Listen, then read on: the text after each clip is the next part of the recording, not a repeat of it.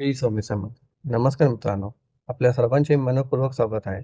मित्रांनो, मंगळवार हा दिवस प्रभू हनुमानला समर्पित मानला जातो. हनुमानजी हे शक्ती, भक्ती, धैर्य आणि संकटमोचक म्हणून ओळखले जातात. आजच्या काळात प्रत्येकाच्या जीवनात काही ना काही अडचणी आहेत. कोणाला आर्थिक समस्या आहेत, कोणाला नोकरीची चिंता आहे, तर कोणाला घरातील विवादांचा त्रास आहे. अशा वेळी श्रद्धा आणि प्रार्थना मनाला बळ देतात.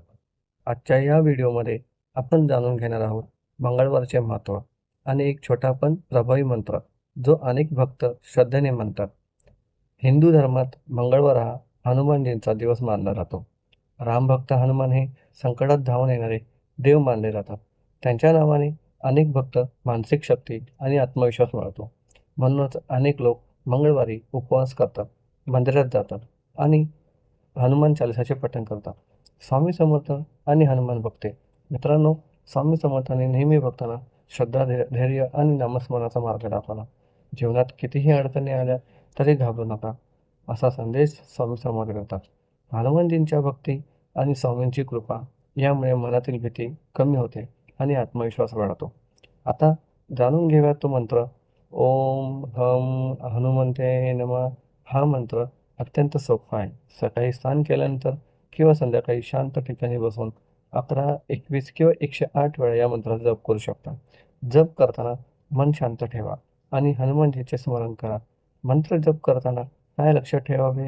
मित्रांनो, मंत्र हा जादू नाही. मंत्राचा उद्देश मन एकाग्र करणे, श्रद्धा वाढविणे आणि सकारात्मक विचार निर्माण करणे आहे. म्हणून जप करताना घाई करू नका. मनापासून आणि श्रद्धेने जप करा. हनुमानजीची एक प्रेरणादायी गोष्ट.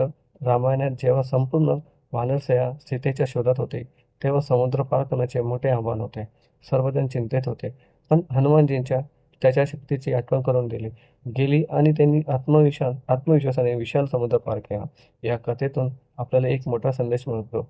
अनेकदा आपल्या जीवनातही शक्ती असते, पण आपण स्वतःवर विश्वास ठेवत नाही.